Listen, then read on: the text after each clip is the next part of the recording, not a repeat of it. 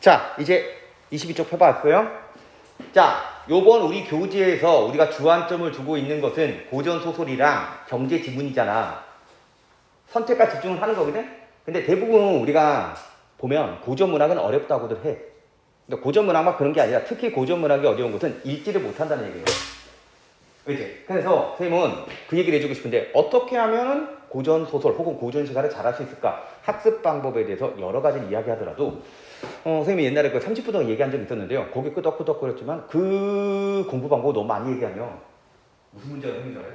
그 공부 방법 자체를 이해가 안 돼요. 그죠? 그러니까 얘들아 매일매일 조금씩 선생님들이 조언해주고 그리고 비슷한 패턴으로 수업을 하도록 할게. 알겠지? 너희들은 복습만 잘하고 그 비슷한 패턴대로 따라가는 연습을 좀 해줘야 돼요. 국어는 내신은 아니겠지만요. 수능 국어는 보고 이해하는 연습. 때로는 100%가 아니라 결벽증 버려. 알겠지?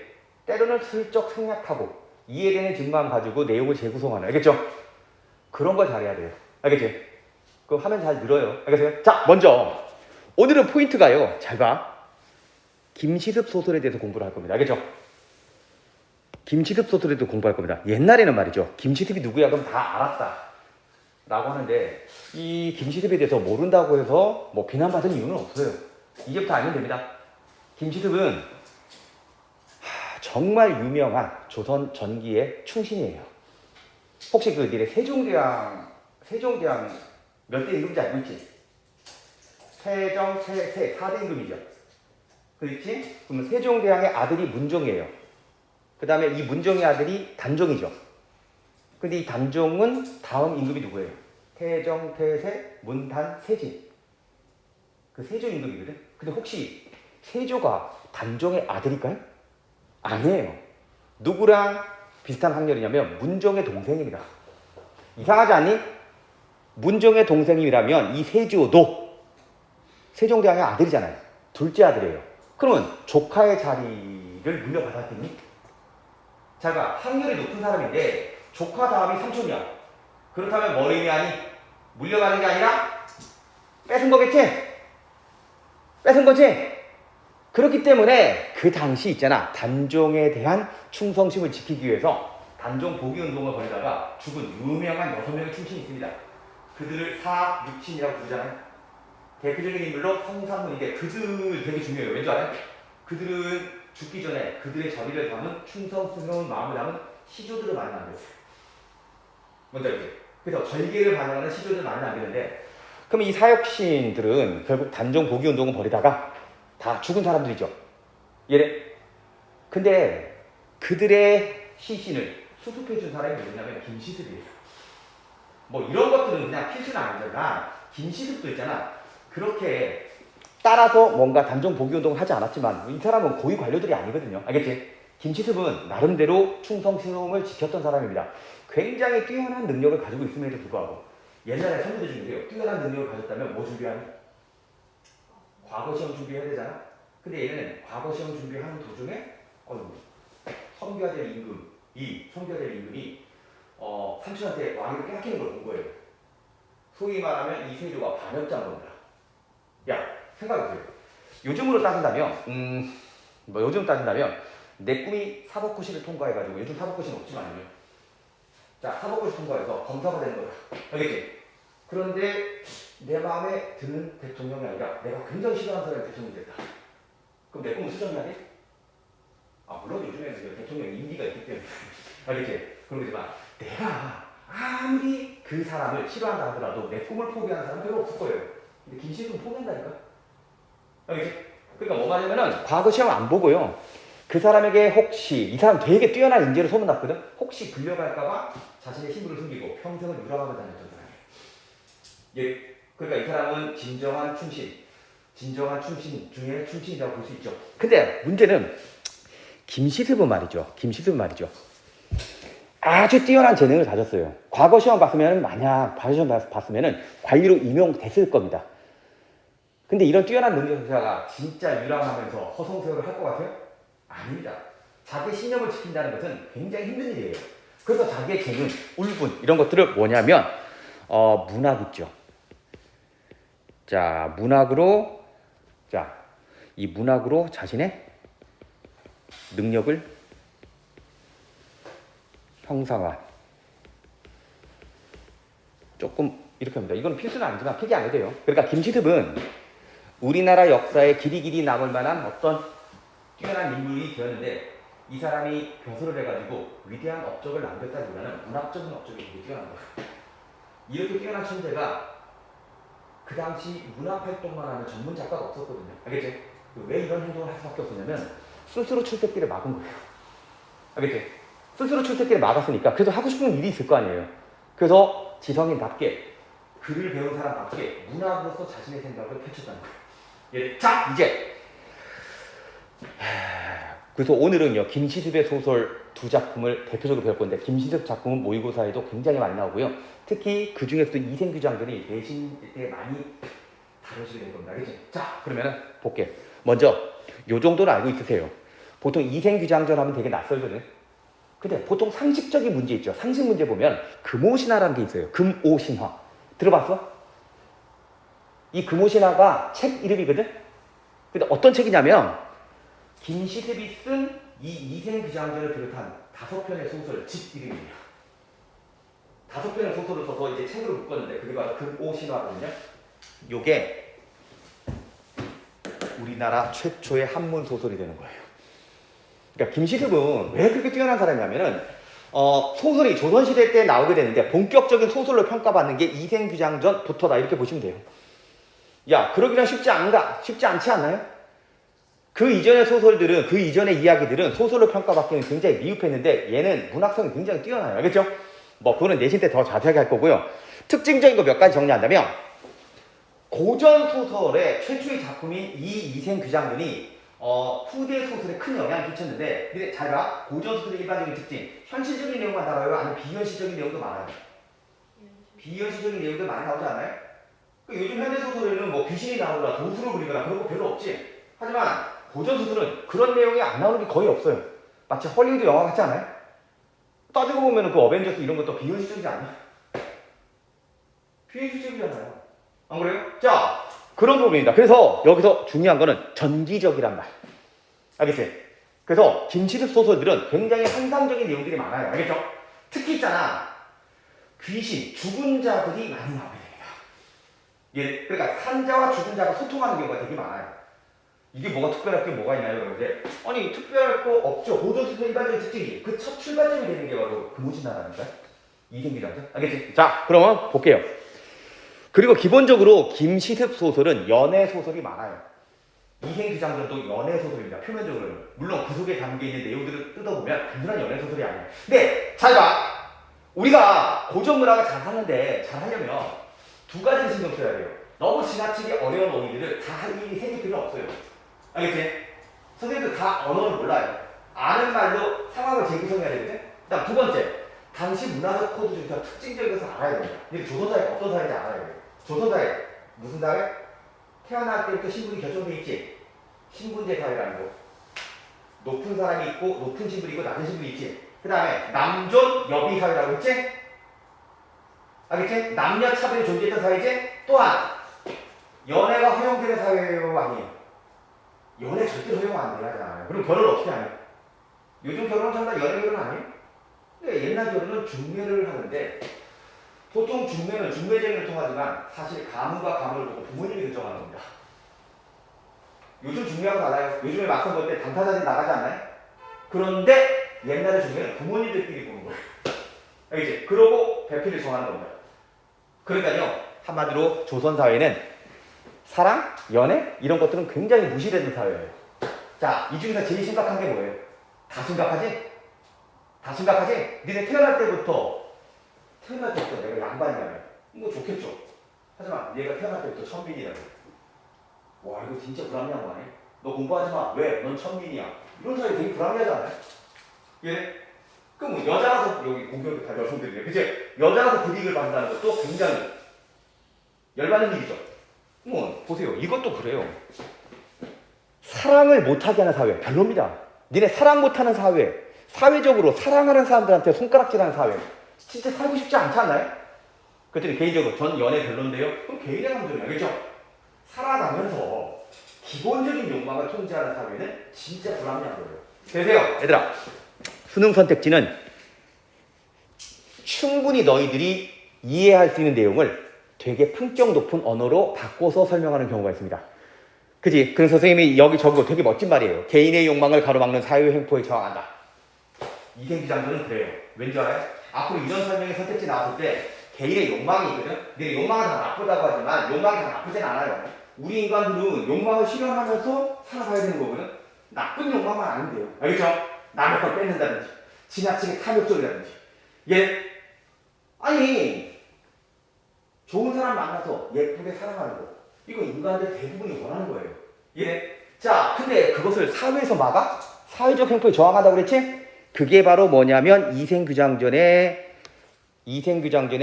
주된 포인트가 되는데, 자, 니네 일당 100이라고 해볼게요.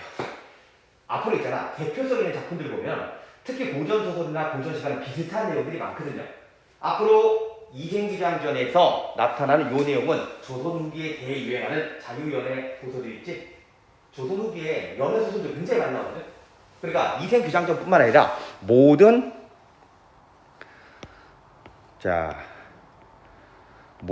연애 소설의 특징이 되는 거예요.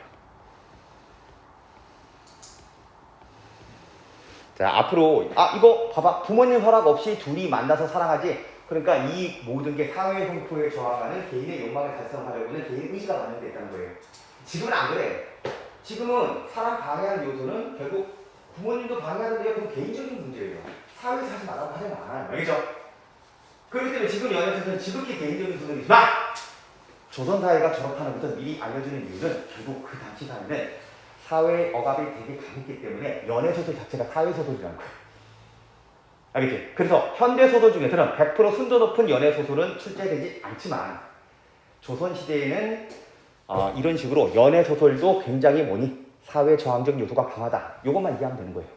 뭐 해볼만 하죠? 자, 이제 본격적으로 내용 들어갈게요. 자, 이제 여기 볼게요. 자, 장차 100년 해로의 낙을 누리려고 했는데 라고 했죠. 선생님이 왜 줄쳐놨냐면 100년 해로 정도 되는 단어는요, 연애소설에서 진짜 많이 나와요. 100년 해로가 뭐야? 100년을 같이 늙어간다는 뜻이거든. 그러니까 부부가 평생을 같이 한다는 뜻이에요. 그러니까 100년 해로의 낙을 누리려고 했는데 라고 했을 때 듣는 사람 있잖아. 듣는 사람, 모르는 사람 아니야. 적어도 내가 사랑하는 사람한테 저런 얘기를 해요. 알겠지? 그러니까 듣는 사람이 누구냐면 살아가는 사람일 거예요. 자, 그런데 어찌 횡액을 만나 구렁에 넘어질 줄 알았겠습니까? 이렇게 나왔잖아. 되게 어려운 단어지만 꼭 필요한 단어들은 이런 식으로 탁주가 나오게 돼 있어요. 알겠지? 이 사람은 너랑 100년회로 하려고 했어. 근데 횡액을 만나 구렁에 넘어졌대. 불행을 당했다는 얘기예요. 횡액 보시면 불행이라고 나와있죠. 자, 됐습니까? 그리고 이런 내용이 나와 있습니다. 이리 같은 놈들 욕하고 있잖아. 이리 같은 놈들이 있어서 걔네들한테 정조를 잃지 않았다라고 나왔지. 근데 정조라는 단어를 쓴 거 보니까 이 말을 하는 사람은 여자야 남자야? 여자야. 그리고 특히 조선시대 때 정조, 여성들에게 중요한 가치 아니에요? 별로 특별할 거 없는 겁니다. 그럼 이리 같은 놈들은 누구냐? 이 정조를 뺏으려고 했던 놈들이에요. 알겠죠? 그렇게 유추할 수 있어요. 자, 그럼 보세요. 육체는 진흙탕에서 찢겨 싸웁니다. 자, 여기서 특징적인 것은 이거 어려운 단어 아니잖아요. 쉬운 말이죠. 육체가 찢겨졌지. 무서워야 돼요. 이 말하는 사람은 육체가 찢겨진 사람이에요. 자, 여러분 누군지 알겠지? 이 말하는 사람 귀신이야. 자, 그럼 여기서요. 결국 이거는 죽었다는 죽음을 의미하는 말이 되겠습니다. 알겠지? 자, 그 다음 이것 때문에 죽었어요. 절개는 중하고 목숨은 가벼워라고 했는데 동의할 수 있어요? 목숨이 제일 중요하지 않아요? 죽으면 다 의미가 없잖아요. 이해해? 그러니까 이 말은 절개가 목숨보다 중요해. 그러니까 신념이 강한 사람이에요. 근데 특별할 거 없어. 조선시대 여성들은 다 표면적으로 절개가 목숨보다 더 중요하다고 얘기해. 이해해? 그래서 여기 이 말에는 절개를 중시하고자 하는 내용이 담겨 있다는 건데 이 절개는 이 여자만 그런 게 아니에요. 조선사회는 유교적인 사회이기 때문에 이거는 유교적 가치가 반영된 거다. 이렇게 우리가 이해하면 되는 거예요. 알겠지? 쌤이 지금 디테일하게 정리하는 부분들은요. 그냥 니네들이 그냥 보고 외워야 될 그런 대상을 말하는 게 아니라 이 정도는 다 뽑아낼 수 있어야 된다는 거예요. 알겠지? 자, 됐습니까? 그러면 볼게. 해골 들판에 던져졌고 혼배 의탁할 곳이 없다. 그러니까 이 말하는 사람 죽은 사람이야. 그지? 자, 뭘 지키다가 죽었다? 정조를 지키다가 죽었다? 그럼 이리 같은 놈들은 여인의 정조를 뺏으려고 했던 나쁜 놈들이에요. 알겠어요? 근데 얘는 살 수도 있었으나 스스로 죽음을 선택한 거예요. 알겠지? 이때 살아나려면 그냥 원하는 걸 주고 그냥 살아야 되거든요. 되게 비굴한 거잖아요. 그러니까 얘는 죽었습니다. 자, 가만히 옛일을 생각하면 원통한들 어찌 되겠습니까? 당신과 그날 깊은 산골짜기에 헤어진 뒤 속절없이 짝이른 새가 되었습니다. 자, 짝이른 새가 될 리가 없지. 비유법이에요. 자, 오른쪽에 볼래요? 짝이른 새가 되었다라고 할 때 짝이른 새는 자, 여기 나온 것처럼 죽음으로 인해 이생과 이별한 자기의 처시를 비유했다는 거예요. 알겠죠? 비유. 고전소설은 이런 식으로 비유법을 통해서 많이 얘기합니다. 자, 이제 저의 환시는 이승에 돌아와. 니네 이승이라는 단어 알고 있지? 요즘 많이 쓰는 말이잖아. 특히 니네 선생님 어휘력이 약한데요 어쩐데요 라고 하지만 이 단어 어디서 배운 거 알아요? 수많은 웹툰, 알겠지? 그리고 드라마 이런 데서 이승저승 얘기가 많이 나와요. 산자와 죽은 자의 세계에 대한 소통하는 내용은 굉장히 재밌는 구조거든요. 자, 어쨌든 여기서 환신 그랬을 때는요, 이승에 돌아왔기 때문에 이 환신은 살아있는 몸이 아니야. 알겠지? 귀신을 말하는 겁니다. 이 말하는 사람이 귀신이다. 이런 식으로 우리가 이해를 하면 돼요. 알겠죠? 남은 인연을 맺어 옛날의 굳은 맹세를 결코 헛되이 하지 않으려 하는데 당신 생각은 어때요? 라고 했더니 이생이 매우 기뻐하면서 그것은 원래 나의 소원이요 라고 대답했습니다. 그래서 여기서부터 여기까지 묶었을 때, 자, 봐봐. 좀 길게 얘기했지만 어떤 여자가 당신에 대한 정조를 지키기 위해서 이리 같은 놈들에게 목숨을 잃었다. 하지만 내가 다시 돌아왔네? 받아줘. 이런 얘기를 하는 거예요. 그럴 때 상대방은 솔직히 이럴 수 있잖아요. 아무리 자기가 사랑하는 사람이지만 귀신이 나타났지. 제가! 이렇게 했었죠. 무서워! 이럴 수 있지. 야, 그러면 진짜 아름답잖아. 그러니까 이생은 오히려 기뻐하면서 받아주고 있어요. 그러니까 이 소설은 여기서부터 굉장히 비현실적입니다. 죽은 자가 찾아와서 산자랑 다시 만나자고 하고 했더니 오케이 하고 있죠. 그러니까 산자와 죽은 자의 만남이 이루어지고 있어요. 결국 이걸 다른 말로 하면 죽음을 초월한 만남입니다. 그러니까 현실적이야 비현실적이야? 굉장히 비현실적이지? 산자와 죽은 자의 만남이에요. 자, 그러면은 얘들아, 선생님이 이건데요. 이게 적극적 의지의 발현이냐라고 했을 때 한번 생각하는 연습을 해볼게요. 이렇게 적어놓은 거는 생각하는 연습 볼게요. 아무 때나 적극적 의지예요? 그냥 외워야 되나요? 그게 아니다. 자, 봐봐. 그럼 이 여자는 억울하게 죽은 것 같지 않아요? 귀신이 되어 나타난다는 것은 죽었지만 그걸로 끝이 아니다. 보통 현실은 죽음의 끝이에요. 아, 물론 죽음 이후의 세상이 있어야 증명할 수가 없죠. 자, 봐봐. 눈앞에 죽은 사람이 나타나지 믿지. 아, 그래요? 얘 살아오면서 그런 거 전 믿어요라고 했는데 물어보면은 봤다고 하지만 그 믿을 수가 신빙성이 없는 거예요. 다 같이 볼 수 있는 게 아니잖아요. 근데 보통 드라마나 영화, 웹툰 이런 거 보면은 귀신이 나타난 데는 이유가 있어요. 뭐가 한이 맺혀서 나타난 게 아니야? 자, 그럼 봐봐. 얘는 살해당했죠. 보통의 경우에는 그 원수 갚으려고 나타나지 않나요? 근데 얘는 나타났는데 원수를 갚기보다는 당신과 남은 인연을 이어나가려고 나타났지. 그러니까요, 얘는 이리 같은 놈들이 우리의 사랑을 방해했다 하더라도 결국 그 사랑을 이어나가야 되는데 초점을 맞추고 있는 겁니다. 비현실적이지만 굴복하지 않는 거죠. 그러니까 사랑을 이어나가고자 하는 적극적 의지가 바로 귀신이 되어서 인연을 맺어나간다는 겁니다. 저 적극적인 의지는 현실적으로 이루어지기 힘든 거예요. 알겠지? 자, 앞으로 있잖아. 얘네 고전소설은 정기적인 요소가 많은데 이렇게 알면 돼. 얘가 귀신이 되어서라도 귀신이 되어서 나타나가지고 하려고 하는 것들은 평상시에 그 일에 얼마나 중요적이었는지, 죽었지만 그 일을 하려고 한다는 것은 결국 적극적인 의지를 발현하는 것이다. 이렇게 볼 수 있는 거예요. 알겠지? 자, 넘어가겠습니다. 자, 여기 보면은 가산이 어떻게 되었어? 라고 했더니 하나도 잃지 않고 골짜기에 묻어뒀다. 이런 얘기를 했죠. 그러면 우리 양가 부모님의 유골. 자, 그럼 부모님 다 죽었네요. 맞아요? 유골이라는 것은 해볼 만한 거잖아. 죽었네요.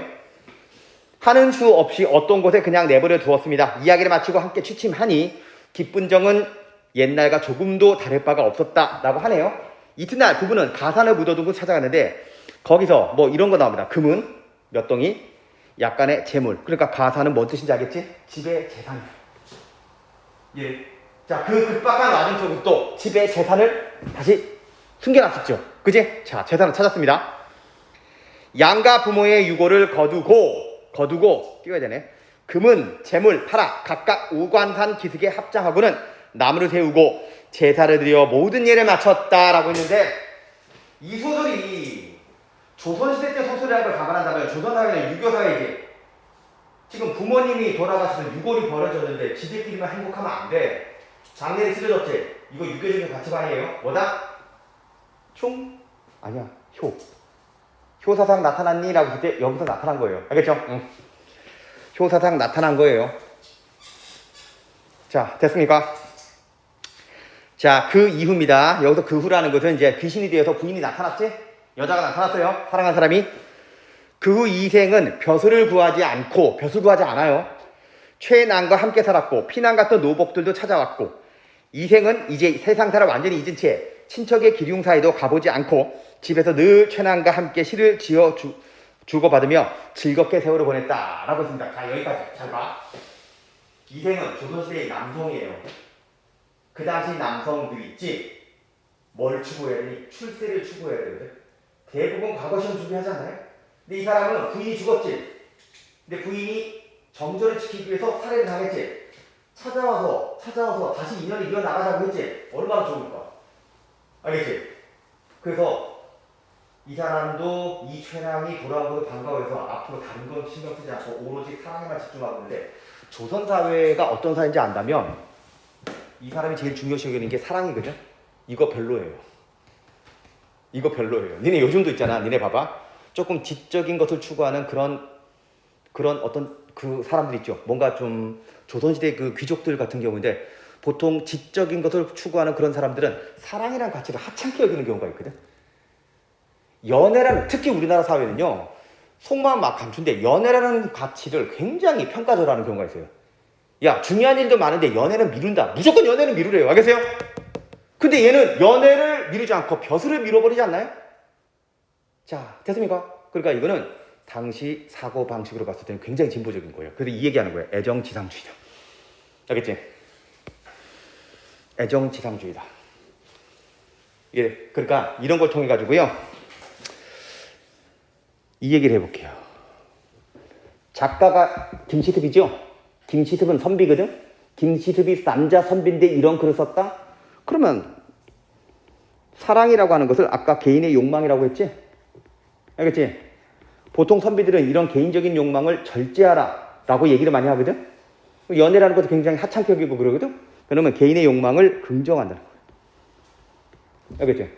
작가 김시습은 충도 중요하고 절개도 중요하고 효도 중요하지만 사람도 중요하다고 얘기한 거예요. 알겠지? 그러면 개인의 욕망을 굉장히 긍정하고 있습니다. 근데 나중에 윤사 같은 거 보세요.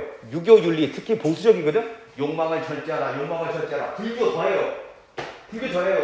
먹을 것도 통제하고 막 그러잖아요. 알겠지? 그러니까 동양사상은 욕망을 통제하는 게 미덕이에요. 그러니까 남녀 간의 정욕, 그 욕망 이런 것들도 별로 하찮게 여기고 그러는데 여기서는 그렇지 않다는 겁니다. 이 얘기 왜 하는 줄 알아요? 앞으로 후대의 연애소설도 사랑이라는 가치를 하찮게 여기지 않는다는 얘기예요. 이해돼? 그게 진짜 현실적인 거예요. 알겠어요? 자, 됐어. 그리고 요 단어, 두문불출. 이거 되게 중요한 건데 많이 물어봐요. 두문은 문 닫고 안 나간다는 뜻이에요. 자, 보통 있잖아.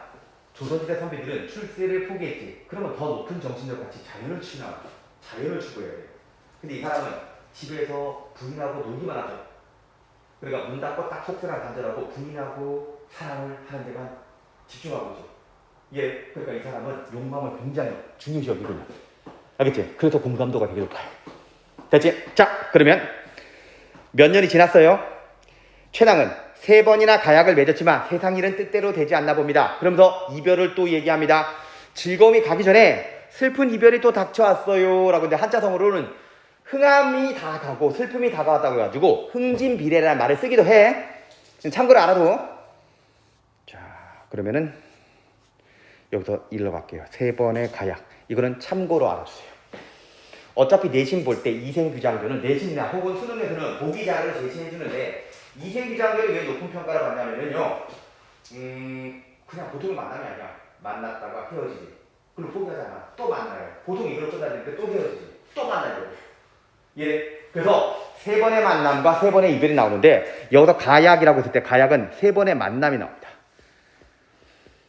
자, 그러니까 이거는 참고로 정리해 줄게요.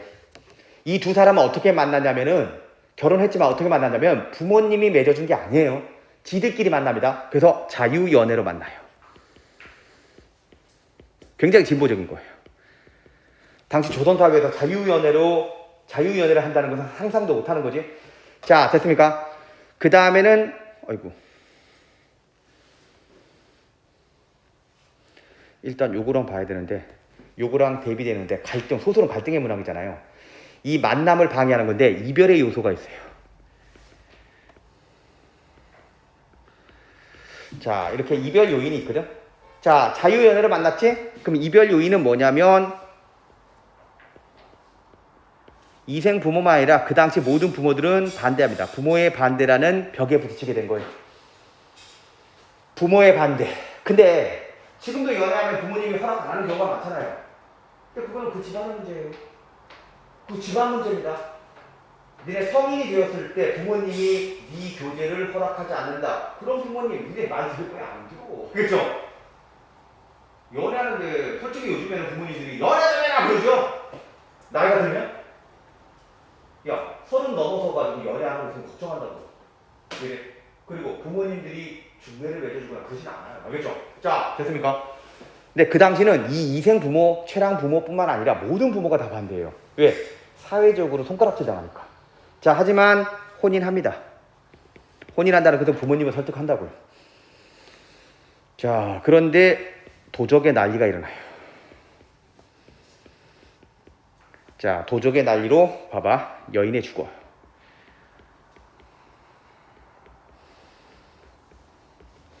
도적의 난리로 여인이 죽어요. 그래서 이 부분이 3번째 만난 부분이라고요. 죽었지만 다시 만나지? 자, 그러면 죽음을 초월한 만남.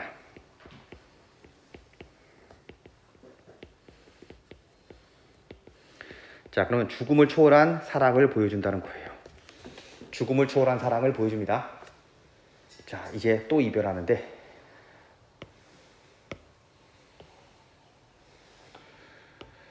자, 또 이별하는데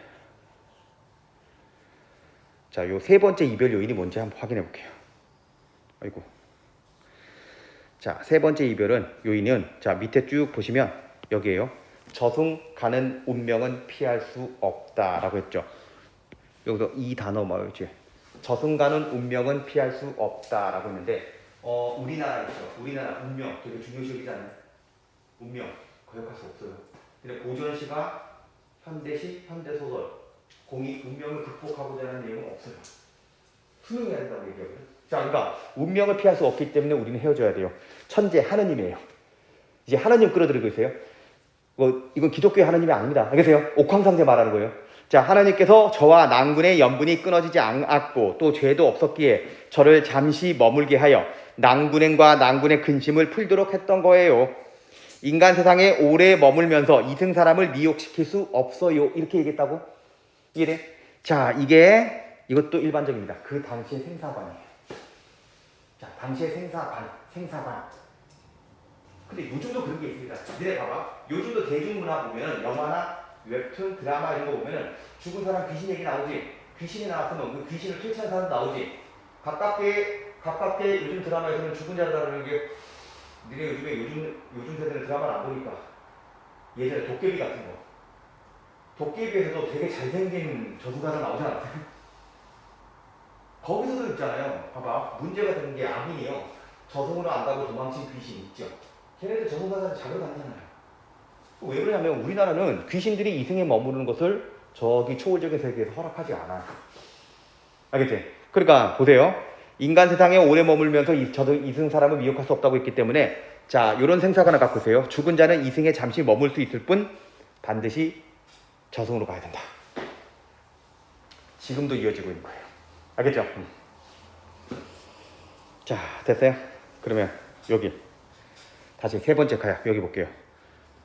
그러면 이별의 요인은 이렇게 볼 수 있습니다. 운명. 저손으로 가야 돼. 운명.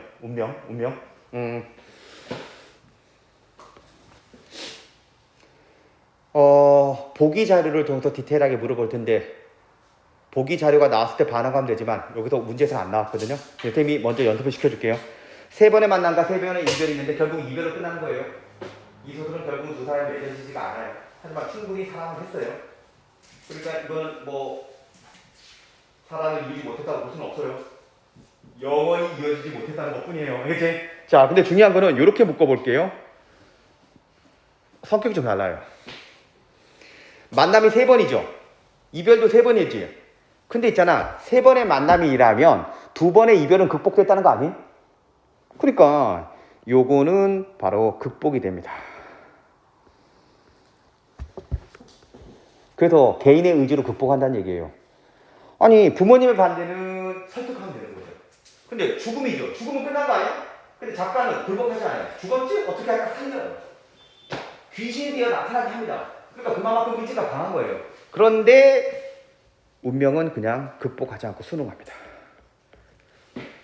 이게 한국적인 겁니다.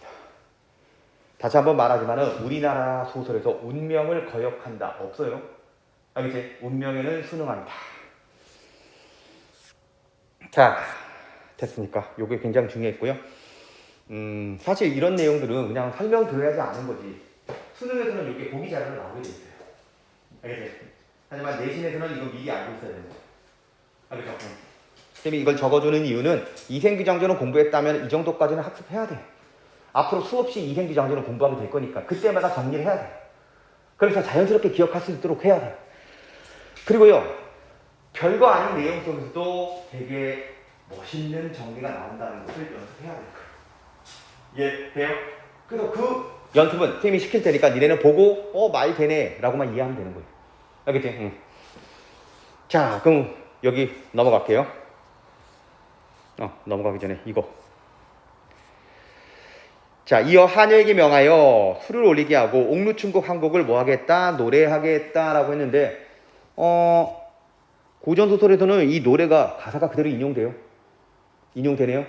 자, 그러세요. 요거 한번 봐봐. 노래 삽입의 효과 중요해요. 알겠지? 노래 삽입의 효과 중요합니다. 일단 적어놔봐. 노래는 소설보다는 훨씬 더 감동적인 요소가 있는데 왜 그런지 알아요? 소설은 갈등의 문학이에요. 그리고 이야기의 어떤 그 전개에 초점을 맞춘다면 노래는 상황에 따른 어떤 정서를 강조하는 거거든. 훨씬 더 정서를 극대화시킬 수 있어요. 알겠지? 정서를 효과적으로 제시할 수 있다. 그리고 글은 단조롭지 않아요. 단조롭지 않고 지루하게 길게 이어지다가 노래가 나옴으로써 조금 단조로움을, 지루함을 회피할 수 있다. 그런 거고. 그 다음에 3번이 뭐냐면 이런 겁니다. 시 같은 경우에는 그냥 시의 가사만 덜렁 나왔지. 그렇기 때문에 무슨 내용인지 파악하기가 쉽지 않지만 소설은 등장인물이 시를 쓰게 되어 있어요. 우리가 등장인물이 겪은 경험들을 다 알고 있어요. 이해돼? 그래서 시의 가사는 앞뒤 문맥을 통해서 우리가 알 수 있다는 겁니다. 알겠지? 그러니까 사건을 요약적으로 제시하는 부분들이 굉장히 많아요. 알겠어요? 자, 알아두십시오. 왜 그러냐면 이 노래의 작가들이 거의가 아니라 대부분이 아니고 전부 등장인물이라서 그래요. 알겠죠? 이 노래의 작가는 여인이에요. 여인은 지금 귀신이고 이제 저승 떠나는 사람이라는 걸 감안하고 봐야 돼요. 그래야지 정서를 이해할 수 있어. 자, 그러면서 보세요. 도적대 밀려왔대. 싸움터대. 이거 누구 얘기하는지 알겠지? 싸움터를 경험했지? 여자가 구슬꽃 흩어지고 원앙도 짝이 잃었대. 자, 그러면 원앙도 짝을 잃었다는 것은 결국 여인이 자기 과거 얘기하는 거예요. 도적들한테 죽은 얘기하는 겁니다. 자, 됐어요? 여기저기 널린 유해는 묻어준 이 없고 얼룩진 유호는 하소연할 것이 없네 라고 했는데 봐봐. 과거의 삶을 요약적으로 제시하고 있잖아요. 알겠지? 과거의 삶을 요약적으로 제시하고 있습니다. 이거는 여인이 죽었을 당시를 간단하게 요약해서 전달하고 있는 거예요. 그 다음에 고당로에 한번 내려온 무산선녀. 이거 모르면 그냥 넘어가도 돼요. 지금 선녀가 어디 있어요? 알겠지? 이건 전부 다 고사 인용하는 건데 여기서 나오지 않았으면 그냥 넘어가면 됩니다. 중요한 거는 쭉 보면 마지막에 마음이 참담하다. 이게 정서잖아요. 왜 마음이 참담할까? 그것만 놓치면 안 돼요. 어려운 게, 자, 어려운 무산 선녀 이런 거는 신경 쓰지 말고요. 지금 이 노래를 부른 사람이 마음이 참담하다 얘기했지? 왜 참담할까? 지금 저승 가야 되잖아요. 왜 참담한지만 물어봐요. 알겠지? 자, 이별해서 그런 겁니다. 여기 또 나왔네요. 이제 한번 이별하면 두세 개가, 여기서 두세 개는 이승과 저승과 이승이네요. 근데 저승과 이승 왕래할 수 있나요? 아무리 멀리 가봤자, 봐봐, 내가 시베리아를 간다. 슬프죠? 시베리아는 너무 멀어. 만날 수 없어. 그래도 내가 이베리아도 줄게. 꼭 연락 줄게. 가능하죠? 하지만 죽으면 어떻게 해요? 그러니까 이승과 저승 사이에 소식조차 막히리라. 그래서 영원한 이별이에요. 굉장히 슬픔이 극대화되고 있는 거예요. 그러니까 지금 내가 헤어지면 우린 다시 못 만난다는 얘기라는 거예요. 예. 소식이 막히는 곳에 내가 간다는 거예요. 니네가 생각하는 거 이상으로 한 번만 더 생각해보면 굉장히 슬픈 내용이라고. 이게 돼요? 자, 됐습니까? 자, 그럼 볼게요. 지문 해설의 5번 보면 구슬도 흩어지고 원앙도 짝 이랬는데 자신과 이생이 처한 상황을 제시하고 있는데 뭐냐면은 이거예요. 비유. 알겠지? 비유법을 줍니다. 그리고 저승 막히리라. 자, 이승과 저승의 거리감, 단절감을 나타내고 있는 거고요. 알겠죠? 자, 그 다음 노래 한 가락 부를 때마다 눈물의 목이 내었대요. 그 다음 밑에 보세요. 나도 부인을 따라 황천으로 갔으면 좋겠다. 황천이 저승이거든. 그러니까 지금 이생도 아쉬운 거야. 나도 너 따라 저승 갈래. 어찌 무료의 홀로 여생을 보낼 수 있겠어. 지난번에 난리를 겪어 친척들과 노복들이 뿔뿔이 흩어지고 부모님의 유골이 들판에 버려졌을 때 부인이 아니었다면 누가 감히 장사 지내 주었겠소? 이런 식으로 얘기하고 있지?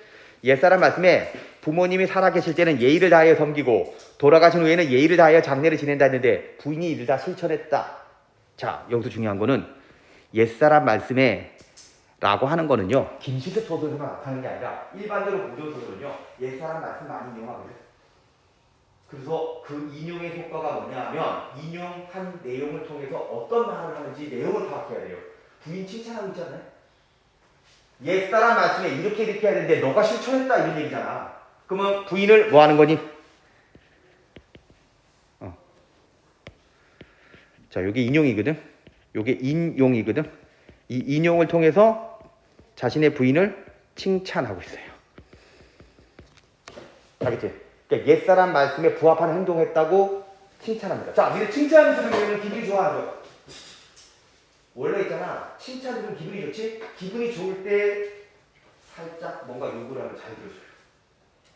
예. 그러니까 이 사람이 갑작스럽게 뜬금없이 부인을 칭찬하는 이유는 자기가 뭔가를 요구하려고 그런 거예요. 그래서 요구 나오죠. 자, 그러니까 이승에 함께 오래 살다가 100년 후에 같이 세상을 떠날 수는 없겠소. 자, 이게 궁극적으로 하고 싶은 말이었어요. 이게 돼요? 그러니까 부인을 칭찬한 뒤 자신의 소망을 드러내는 거야. 이게 바로 이생의 소원이에요. 자, 이게 이생의 소망입니다. 여기서 뭐 문제 자주 나오진 않지만요. 말하기 방식은 칭찬 후 소망을 얘기하고 있어요. 알겠지? 상대방을 칭찬한 후에 자신의 소망을 얘기하고 있다고. 아주 적절한 말이에요. 근데 최낭은 들어줄 수가 없어요. 왜 그러냐면은 낭구는 수명이 아직 남아있지만 저는 이승의 명부, 저승의 명부에 이름이 올라있어서 더 이상 머무를 수가 없어요. 이런 얘기를 하고 있어요. 만약 제가 인간 세상을 그리워해서 미련을 가진다면 자, 봐봐. 1. 저승의 법의 위배. 근데 법을 위반하면 어떻게 돼요? 법 위반하면 처벌당하잖아요. 나 죽은 사람이기 때문에 안 돌아가면 저승의 법에 위반돼요. 처벌당해요. 이런 얘기예요. 그 다음 두 번째. 죄가 나한테만 있어? 붙잡은 너도 벌받는다는 얘기예요. 이해돼? 죄가 저에게만 아니라 낭부님께도 미칠 것입니다. 그러니까 이게 이생과 당신과 함께 살 수 없는 이유. 법규 위반. 저승의 법 위반. 그렇게 되면 나만 벌받는 게 아니라 너도 벌받는다는 얘기예요. 알겠지? 사랑이란 게 그런 게 아니니? 뭐 자기만 벌받는 것보다는 사랑하는 사람이 함께 벌받는다는 게 특히 중요한 거라고. 알겠죠? 그것 때문에 못하는 거예요. 자, 결국 그래서 두 사람은 헤어지게 됐습니다. 자, 이제 마지막 내줄이 중요한데요. 이 마지막 내줄. 그 후 이생은 최낭을 지극히 생각한 나머지 병이 나서 두어 달 만에 세상을 떠나버렸다는 겁니다. 진짜 슬프죠? 최씨 부인은 우리 같이 할 수 없어요 라고 혼자 저승으로 가버렸지? 딱 두 가지. 이생이 시름 아까가 죽어버렸네요. 왜 죽었을까요? 상사병 때문에 죽은 거 같잖아요. 결국 얘들아 당시 일반적인 남성들은 부인이 죽었지. 다시 퇴출을 하거든. 근데 얘 퇴출을 안 하고 시름 아까 죽어버렸지. 뭘 지킨 거니? 얘도 절개를 지켰다고 볼 수 있는 거예요. 알겠죠? 자, 그 다음 마지막 문제 볼게요. 이 소식을 들은 사람들은 모두 슬퍼하고 탄식하며 그들의 절개를 사모하지 않은 사람이 없었다라고 했는데 이거 누가 하는 말일까요? 주인공 다 죽었잖아. 서술자가 하는 말인데 후일담 얘기하고 있지? 야, 그런지 안 그런지 어떻게 알아요? 어쨌든 서술자가 끼어들어가지고 자기가 들은 얘기들을 마무리하고 있는데 사실 믿기 어려워요. 진짜 모두 칭송했을 것 같아요? 보통 이거 가지고 보통 이런 얘기 많이 할 때는 내 말이 내 생각과 내 의견을 강조할 때 조금 거짓말을 해요. 야, 누가 그래? 라고 했을 때 야, 이거 하네? 라고 했을 때 상대방이 누가 그래? 다 그래! 이런다고. 야, 귀를 막고 물어봐라. 다 그래! 라고 한다면 내 말이 맞다는 걸 강조하는 거 아니겠어요? 그 서술자는 사람들의 반응을 통해서 서술자가 끼어들어서 두 사람이 진짜 절개를 지켰다는 걸 강조하는 거예요. 이해돼요? 자, 이해되죠? 그러면 마무리. 끝. 앞에 볼게요. 여기 빈칸만 채워볼게요. 이 지문에 나타난 내용을 봤을 때 갈등은 인물과 누구의 갈등? 뭐 여러 가지 갈등이 있겠지만 여기서는 저승으로 가야 되는 게 문제 아니니? 그럼 어떤 단어 떠올려야 돼요? 운명과의 갈등입니다. 알겠죠? 자, 그 다음 사건은 이미 죽은 몸이지만 아까 뭐가 되어 돌아왔다고 그랬니? 이 단어 쓰지 않았니? 환신. 알겠지? 환신이란 말을 썼지? 환신이 되어 돌아와 이생과 함께합니다. 자, 그 다음 여기 볼게요. 서술 3번이죠. 3번. 사건과 인물의 심리 등에 대해 다 알고 있는 서술자입니다. 다 알고 있다. 이건 3인칭 전지적 작가 시점이라고 하죠. 근데 전지적이란 말은 전지전능한 정말이에요. 진짜 신적인 능력을 보여준다는 거지. 서술자가 너네 인간이 다른 사람의 심리를 직접적으로 훤히 들여다본다는 건 쉽지 않거든요. 그래서 이런 시점을 전지적 서술이라고 하는 거예요. 특히 마지막 부분에 이생과 채랑의 사랑에 대한 사람들의 반응 혹은 평가를 전달해서 절개라는 주제를 강조하고 있다. 이렇게 보시면 되고요. 뭐 주제는 이거예요. 6번 죽음을 초월한 사랑. 하나가 더 있네? 그럼 뭐겠어? 삶과 죽음을 초월한 사랑이죠. 왜? 산자와 죽은 자의 사랑 다르고 있으니까. 알겠죠? 자, 뭐 요 정도 하고요. 이 문제 보는데요. 여기서는요. 이런 스타일의 문제가 중요합니다. 자, 조금 더 심화학습을 할게요. 보기를 굉장히 길게 제시했지? 보기를 길게 제시하고 선택지도 되게 길게. 아무리 허세를 부려봤자 이게 기본에 충실해야 되는데 보기에서 설명된 건 새로운 정보겠지. 여기에 틀을 잘 잡으세요. 포인트를 잘 잡으세요. 대부분 답들은요. 논란의 여지가 없어. 알겠지? 기본적인 내용에서 어긋나는 걸 찾으면 돼요. 알겠죠? 자, 먼저 얘들아 이것과 상관없이요. 지금 소설 독해만 잘했다면 쌤이 불러줄게요. 요 4번 있잖아요. 읽어봐. 이게 맞는지 안 맞는지. 보기 있기 전에. 보기 있기 전에 4번 한번 읽어봐. 여인이 명부의 법을 따라 다시 저승으로 돌아가는 것은 세계의 횡포에 맞서 저리를 부각한 것이라고 할 수 있듯. 보기가 무슨 내용인지 몰라도 얘들아 이 4번 내용은 지문 내용하고 맞아 안 맞아? 얘가 저승으로 돌아갔지 여자가. 그거는 이별이야 아니면은 절개를 지키는 거예요? 아니면 그냥 이별이에요? 절개를 지키는 것과 아무 상관없는 거 아니겠어요? 그렇기 때문에 4번이 답이 될 확률이 상당히 높습니다. 알겠지? 하지만 이런 식으로 풀면 안 됩니다. 알겠죠? 이해돼요? 그러니까 선생님이 지금 이거 보여주는 것은 아무리 어려운 선택지가 나오더라도 자, 지문 읽었지? 그 지문의 기본적 흐름이 어긋난 것이 바로 답이 돼야지 논란의 여지가 없다는 얘기예요. 알겠죠? 그래서 국어가요. 복수 정답 인정 딱 한 번밖에 없었어요. 오히려 과학이 복수 정답 12가 매년 나와요. 알겠어요? 왜 그런지 알아요? 누가 봐도 이건 틀려요. 알겠지? 논란의 여지를 막기 위해서. 알겠죠? 자, 그러면은 보세요. 자, 먼저 관점이 두 개인데 관점 1은 이생규장전은 환상을 소재로 했다는 겁니다. 환상을 뭐라고 해 전문용어로? 이제 문학의 용어예요. 전기성이라고 하는 거예요. 알겠죠? 자, 전기성이라고 합니다. 자, 그럼 이생규장지는 주인공이 이 환상 말이죠. 현실 세계와 격리시키지만, 그러니까 이 환상적인 세계는 현실과 다르다는 얘기예요. 자, 그 다음 주인공의 소망을 실현시키는 장치고, 그 다음 현실과는 차별화된 세계고, 그 다음 주인공의 내면과 긴밀하게 연관된 세계다 라고 했는데, 환상적인 내용을 다루고 있는 건 요즘에도 많이 있잖아요. 판타지라고 했지. 판타지를 좋아하는 사람 꽤 많아요. 판타지가 왜 사람들의 호응을 얻냐면은 현실에서 이루어지기 힘든 부분들을 이 환상을 통해서 실현을 시키기 때문에 그런 겁니다. 엄밀히 말해보잖아. 헐리우드 영화 중에서 히어로물들 있죠. 그게 어떻게 보면 환상적이에요. 그런 일들 벌어져 안 벌어져? 안 벌어지지. 그럼 결국 보세요. 대부분 히어로들이 지구의 멸망을 막지 않나요? 그지? 악으로부터 이 지구를 구해지고 막 그러지? 얘네? 그럼 뭐 봐봐. 절대 악이 나타났을 때 이 미약한 인간의 물을 막을 수 없겠지. 그렇기 때문에 모든 인간들은 그러한 힘을 갖기 소망하는 겁니다. 알겠지? 얘네. 그러니까 보통 판타지라든지 히어로물이 계속 나온다는 것은 이 세상에서 사람들이 뭔가 욕망이 억압되어 있다는 걸 말하는 거예요. 그 욕망의 분출을 환상을 통해서 보여주는 겁니다. 뭔지 알겠어요? 선생님 공부랑 상관없는 건데 내가 판타지를 봤을 때 되게 재밌지? 근데 재미만 추구하고 끝나는 사람들인데 이 사람들은 판타지를 진정으로 좋아하는 사람이라 그냥 흥미거리로 보는 건데 진짜 판타지에 매료된 사람들 중에서요 이런 사람 많거든요. 현실에 대한 어떤 불만이 되게 많은 사람. 알겠지? 그 욕망이 어쨌든 좌절된 사람이라고 하는데 그런 사람들은 판타지를 보고 난 다음에 약간 우울해져요. 그것이 진짜 실현돼, 간절히 실현되기를 바라는 사람이 있어요. 그럼 예를 들면 우리는 현실적인 꿈도 있지만요 그 현실적인 꿈 너머에 현실과는 상관없는 이상적인 꿈을 꾸기도 하거든.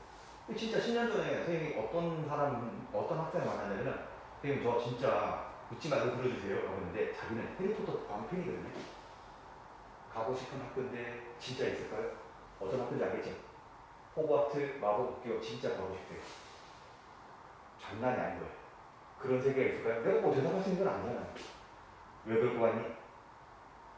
걔의 마음속에는 그렇게 살고 싶은 욕망이 있는 겁니다. 물론 나는 심리학자가 아니기 때문에 무슨 욕망인지는 해석해봐야겠죠. 알겠지? 자, 뭐 그런 겁니다. 그러면 이 내용이 왜 나왔을까? 섣불리 주관식으로 분석하는 게 아니야. 일단 1번에 가에 따르자면 여기도 가에 따르자면 했으니까 두 지문부터 해결해 볼게요. 보고 니네가 평가하는 겁니다. 여인이 죽었으면서 환신으로 다시 나타났대요. 그러면 이생과의 사랑을 이어나가는 여인의 내면과 탐의로 관련 있는 거 아니야? 이해돼? 그 다음 2. 인간의 모든 것을 잊고 문을 닫아 건 채 여인과 지내는 이생의 생활은 현실 세계와 차별화된 세계를 보여준다. 맞지 않니? 당시 현실 세계에서 이렇게 귀신과 지내는 사람은 없잖아요. 이해돼? 자, 그러면 나와볼게요. 나는요, 여기 보면 절이는 삶의 중요한 가치로 나타났습니다. 이 절이는 환상이 아니야. 당시 조선시대 남성, 여성이 다 지켜야 되는 거예요. 남성은 왕, 여성은 남편. 이렇게 되는 거거든. 그러니까 이거는 중요한 유교적 가치가 되겠습니다. 자, 작가는 이겁니다. 전쟁과 그로 인한 이별 등 세계의 횡포에 맞설 수 있는 인간의 주체성을 절이를 통해서 보여준다는 얘기예요. 야, 나는 목에 칼이 들어와도 나는 니네들한테 정주를 뺏기진 않아. 그런 거죠. 그러니까 절개를 시킨다는 건 인간의 주체성을 실현한다는 거예요. 얘들아, 주체 없는 인간들이 잘 살 수도 있어요. 세상과 많이 타협해 나가거든. 하지만요, 내가 지키고자 하는 신념을 지켜나간다는 것은 내가 옳다고 믿는 신념이 사회에서 억압하지? 죽을 수도 있지? 그래도 뭐 상관없죠. 내 신념을 이뤄나간다는 것. 그게 바로 저항입니다. 보통 절개를 지킨 사람들은 저항 아니에요. 그래서 안중근은 죽은 거예요. 솔직히 알아보세요. 안중근이 꼭 이토 흰둥부미한테 총을 쏠 필요는 없었잖아요. 그래서 우리 봐봐. 안중근을 칭송하지만요. 나한테 총을 준다면 과연 쏠 수 있었을까? 자신 없구나. 그렇죠? 예. 그런 게 절개라는 얘기예요. 쉽게 말할 게 아니라 윤봉길 같은 행동 과연 내가 할 수 있을까? 닥쳐봐야 될 것 같습니다만 남이 하면은 친송할 수 있겠지만 내가 한다. 그럼 내가 죽어야 되는 거잖아요. 이게 쉬운 일이 아니에요. 그러니까 절개를 지킨다는 것은 뭔가 세계의 횡포에 맞서고자 하는 인간의 주체성과 관련되어 있다라는 건데요. 자, 일단은 여기서 나왔는데요. 그럼 여인의 죽음은 도적들로부터 정조를 지키기 위한 것 맞지? 이게 절개랑 연관시키는 건 타당해요. 그 다음 여인이 명부의 법에 따라 자 봐봐 저승으로 돌아가는 것. 자 보세요. 저승으로 돌아가는 것. 딱 봐도 절개랑 관계 있냐? 없어. 오히려 이거는 이별을 통보하는 거잖아요. 이해돼? 그러니까 이것과 절이는 아무 관련이 없으니까 답은 4번. 그래서 논란의 여지가 없어요. 그렇죠? 자 5번.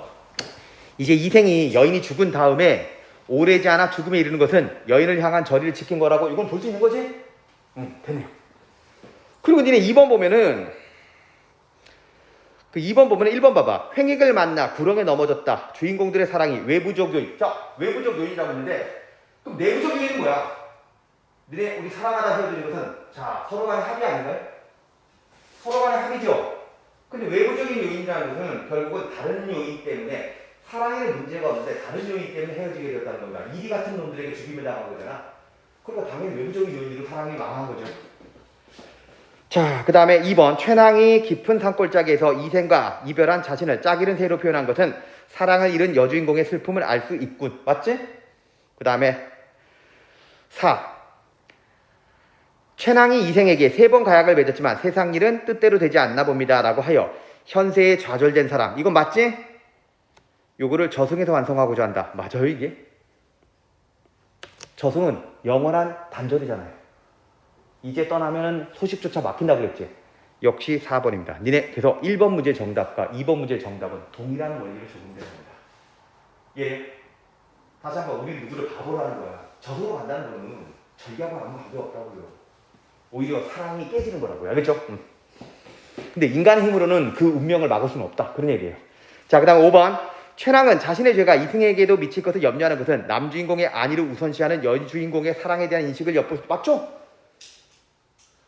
먼저 내가 가야 돼. 내가 안 가면 너도 죄를 벌을 받아. 라는 것은 결국 남자 주인공을 위해서 떠나는 거예요. 자, 그 다음에 3번. A 부분에서 최낭의 주장을 뒷받침하는 근거 2가지인데 A 부분이 여기잖아요. 이거예요. 너랑 같이 할 수 없는 이유는 네가 싫어서가 아니야. 저승의 법 위배. 여기 있죠. 저승의 법의 위배. 그 다음 그렇게 되면 죄가 너한테도 미친다. 이런 얘기죠. 이게 정답이라고. 저승의 법의 위반. 그 다음 죄가 낭구님에게도 미칠 것. 여기서 낭구님은 이생이에요. 죄가 이생에게도 미칠 것. 이렇게 풀어서 쓰면 돼요. 알겠지? 응. 자, 이제 4번. 윗글은 시간을 삽입하여 사건을 요약적으로 제시했다고 그러는데 이거는 옛날에 겪은 일, 과거예요. 이거는 과거가 되겠고 이제 이별에 대한 인물의 뭐다? 아까도 얘기했지? 정서. 자, 요거를 효과적으로 제시하고 있다. 이렇게 보는 겁니다. 자, 됐죠?